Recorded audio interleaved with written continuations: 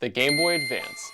We all know it as the successor to Nintendo's DMG, Game Boy, and Game Boy Color line of handhelds. The original model of the Game Boy Advance was released in 2001, and it had sold 81.51 million units. Combining that with the Game Boy Advance SP, which had that backlight, it had the front lit screen that you could easily turn off when mom is about to come into your room when you know you should have been sleeping. It had sold 43.57 million units. And together, both models, both the Game Boy Advance and the SP, had sold a complete total of 129 million units.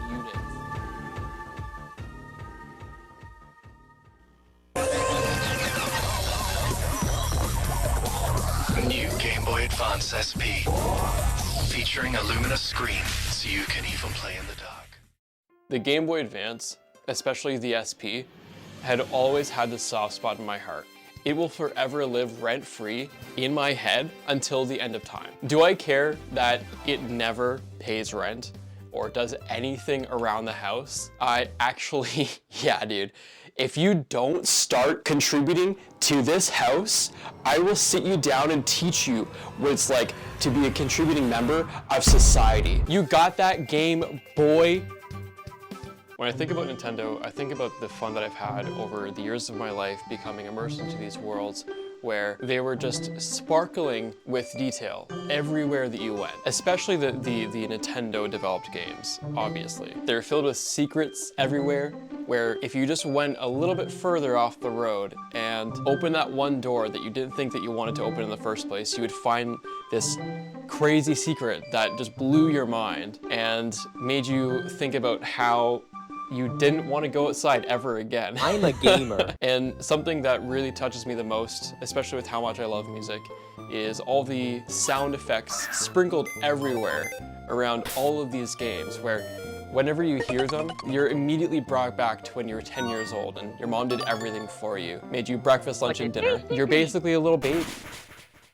Do you remember going to school and you would see that kid? They always brought their Game Boy to school. And no, that was not me, because if it was, I wouldn't be making this video right now. I'm not usually a jealous person, but as a kid, seeing another kid with that thing that you really, really wanted and thinking you're probably never going to have that can definitely make you feel like a shit-tier human. Growing up, my parents never really had any interest in video games, so I didn't get exposed to the idea of a video game until I went to my friend's house, or until I went to school and that shithead kid brought his fucking Game Boy to school and bragged about it as though I would never get one. And if you are that shithead kid, you rightfully owe me a subscribe and a like on this video. Please subscribe.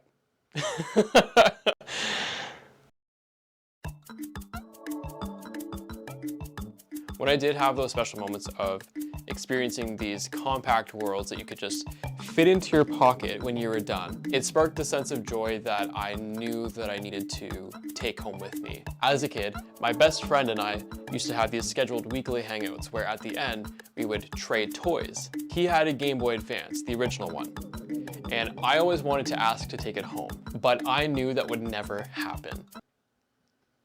Unless,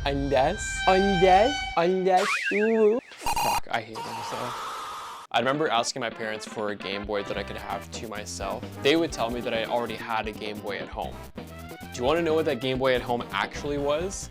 This thing. Hey, what do you got there? The video game has over 200 games. Cool, 200 games? That's right. Over 200 games can be yours with Pro 200, the greatest bargain in computer game history. 256 action-packed games all in this one compact unit. And with 15 skill levels for each game, there are more than 2,000 ways to play. The Pro 200. Except mine might not have actually been called the Pro 200.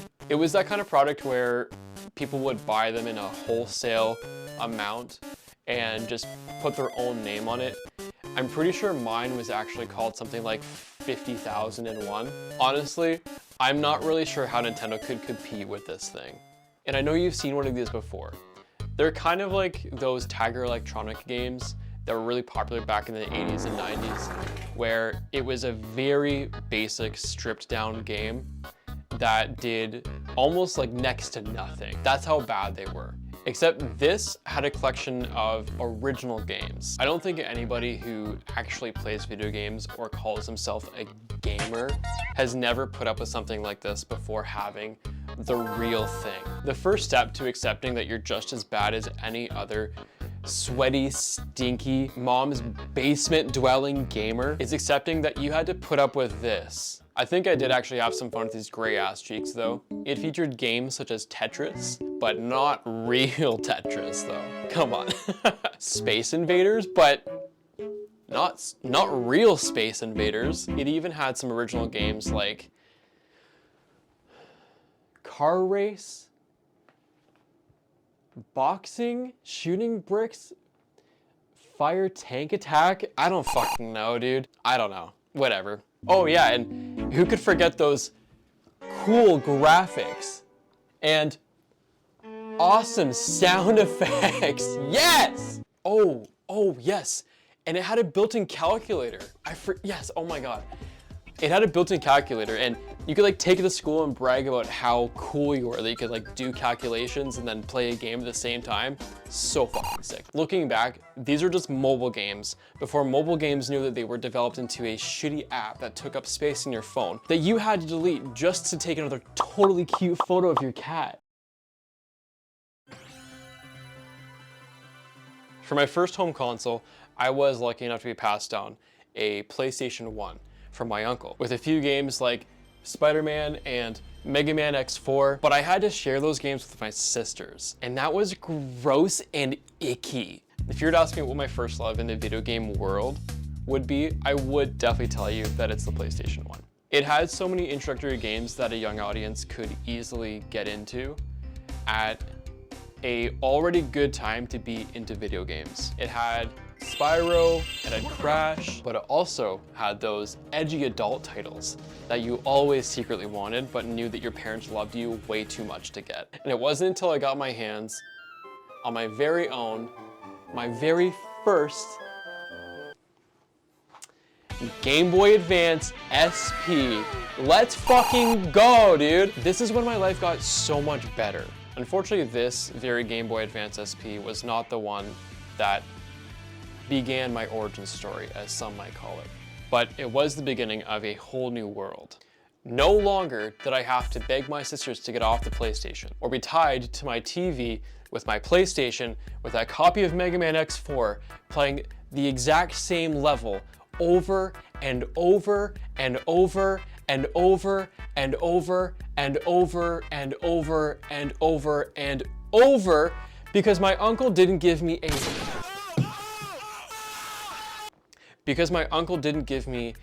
fucking memory card. Who does that?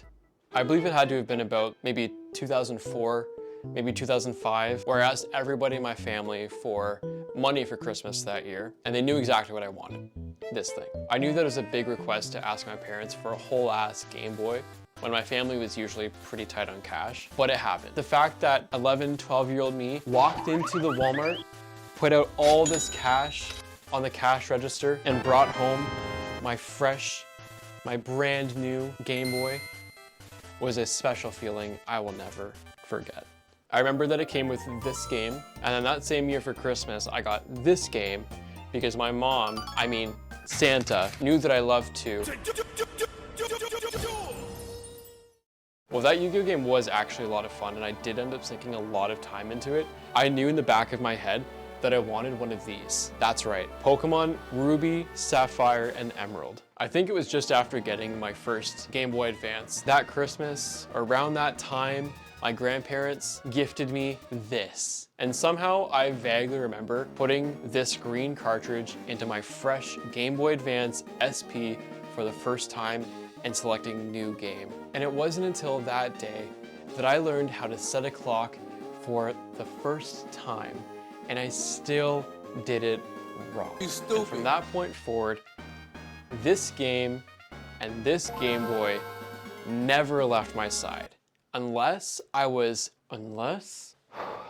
the only time I didn't have my Game Boy was when I was fucking grounded I honestly remember my mom demanding me to give her my Game Boy when I was in trouble was probably the most terrifying and horrific memories I could have, especially when it was one of those things that I just so easily took solace in, like right away, and then it was fucking gone. I remember counting down days until I get my Game Boy back, and it would feel like an eternity.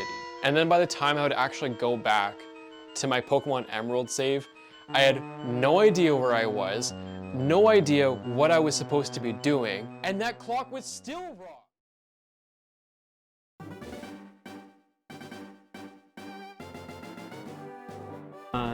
Who do you think this is going to appeal to in terms of audience? Geeks. No, I think it's just gonna appeal to like hardcore gamers. I really loved that I had this advanced piece of tech in my pocket whenever I wanted at a moment's notice. It was the first thing that I bought with my own money and took any amount of pride in. And I remember asking myself how tech could get better than this, not thinking that we could be living in 2023. It really felt like at the time Nintendo was borrowing a lot of design features and nuances from how Apple was designing the iPod. The iPod was pretty fresh when this thing came out, and you could really tell how this thing was just as delicately crafted as how Apple created the iPod. And because this device was honestly such a personal experience, I really felt like I was able to easily withdraw to a space that nobody really knew about when I felt like I needed to be alone. Whether that was just a long car ride or a family get-together, I still had this, and it just made me feel a lot more comfortable. I could open up my Game Boy Advance, put a CD in my CD player, put on my headphones, press play on the Black Parade while I'm relaxing as Gerard Way is singing my way to the victory of defeating the Elite Four. Now, I know this video is mostly about how the Game Boy Advance changed me, but I really do feel like I need to mention that while I was being absorbed and diving into these little worlds that were such a huge part of my childhood, I was also listening to a lot of music at the time. That music was mid-2000s emo and pop punk bands. If you haven't guessed already, My Chemical Romance, Sum 41, Simple Plan, Fall Out Boy, and no, before you say it, it is not just a phase. If it was still socially acceptable, I'd be walking around like this. I wouldn't, I actually wouldn't. I would not do that. That was a joke. I would not do that. We can say it, yes, that's cringe, that's cringe. Despite the Game Boy Advance's screen size being comparable to the size of my mom's phone screen when she doesn't have her glasses on, every game felt so...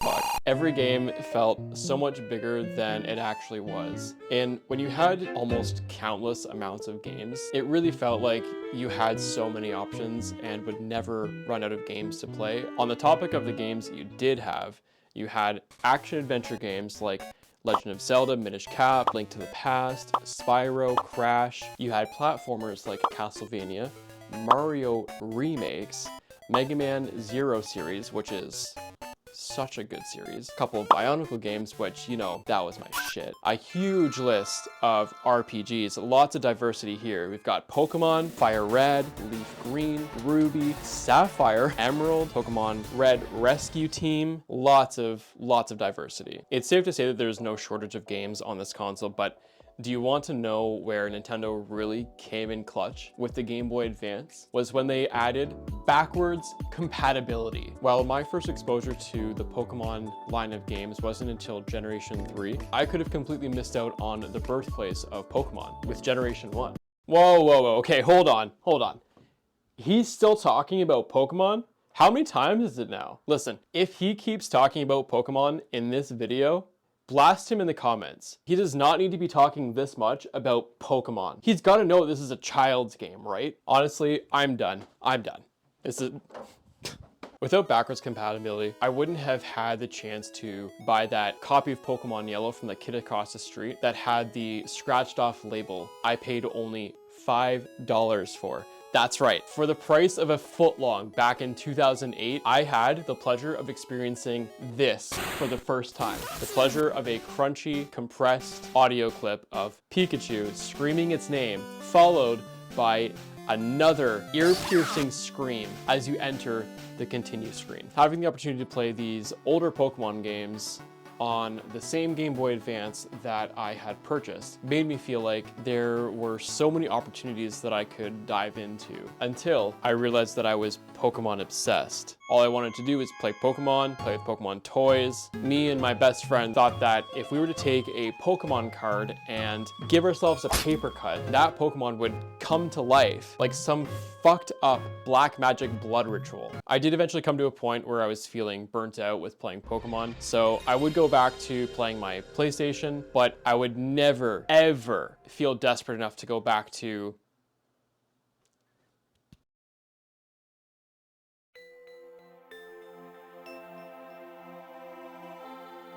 But unfortunately, that high I had been riding with my Game Boy Advance had inevitably come to an end when my mom had gifted me this.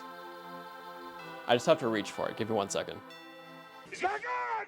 No. It's just it's a Nintendo DS. Despite still loving that Game Boy Advance, I wanted one of these so bad. Unfortunately, I don't have any Nintendo 64 type home video to show just how excited I was to receive a Nintendo DS, but I was so excited that I did just the thing that every other kid did when they were given something new. Oh, I forgot. You're broken. I decided that I don't want to play with you anymore.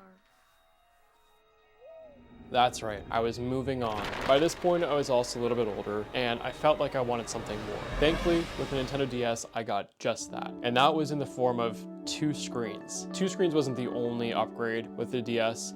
It had tons of other features that maybe I'll go over in another video, but it was continuing the trend of backwards compatibility. The Nintendo DS Lite was the one that I was given, but this was actually the second version of the Nintendo DS line that had brighter screens. It was a physically stripped down version, but still kept all of the same features as the original DS, which was commonly referred to as the Fat DS. You can see why. At this point, Nintendo had just released the very last iteration of the Game Boy Advance.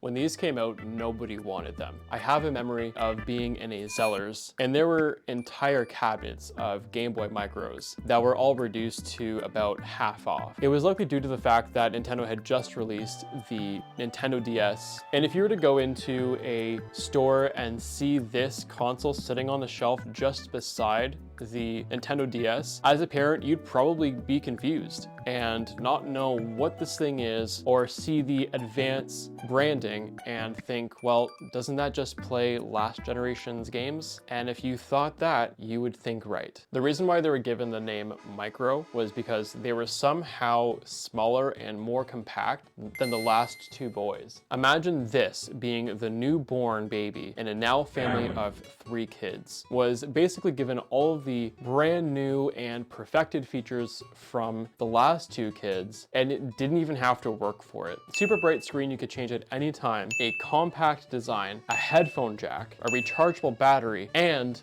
a metal housing, which was unheard of for a child's toy. At this point, Nintendo wasn't just borrowing from Apple, they were straight up stealing. Nintendo managed to make the most premium feeling console they have ever made, and I loved it. I couldn't justify asking for another Game Boy, so instead, the big brain that I told myself I had at 14 found somebody to trade my Game Boy Advance SP, my gross and disgusting, why do I still have this Game Boy Advance SP, for this crazy new Game Boy Micro. If you knew what Zellers was, you would have guessed already that I am a Canadian.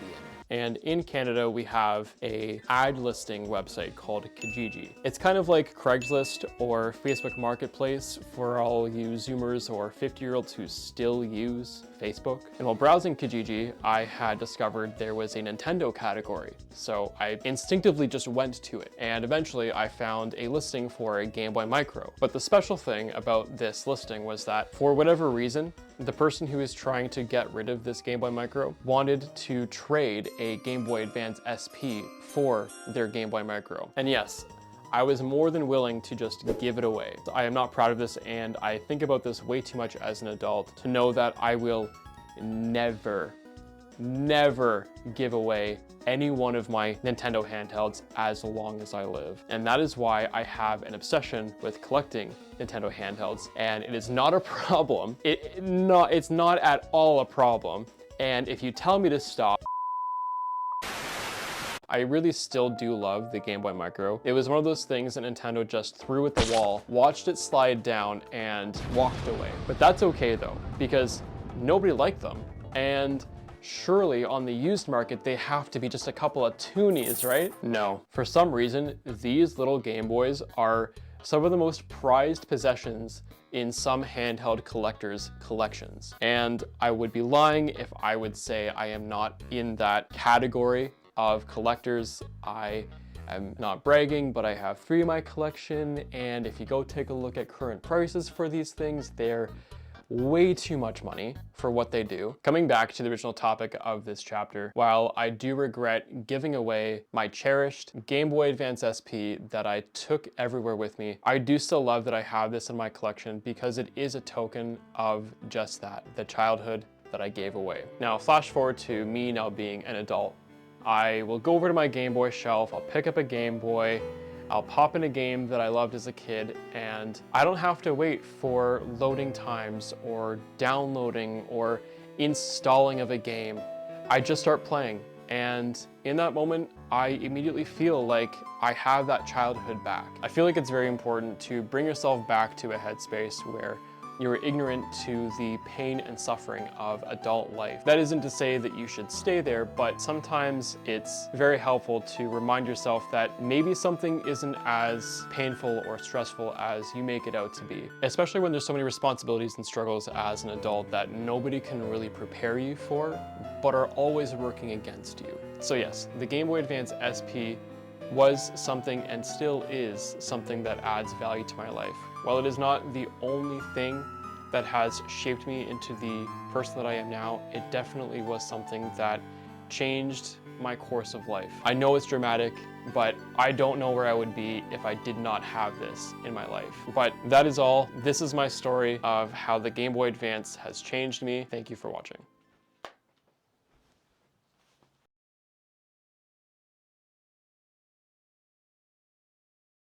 Hey, so this is my first video, and I've been wanting to do something like this for a long time. I'm really happy if you've made it this far in the video, because this video has gone on longer than I thought it would. But if you are still here and you do enjoy how I've done things and the way this video has turned out, then please like this video and subscribe to this channel. I would like to do a lot more stuff like this. I am always thinking about new topics and things to make a video on. I know that there are other people who are making videos like this. They are definitely people that I love watching, and I'm sure you do too. I would love to hear about the things that you did like about this video and what you didn't like about this video. And if you would like to tell me about the things that you did not like about this video, then you are more than welcome to tell me in the comments. I will not be offended. Too offended. I will be offended. Okay, bye.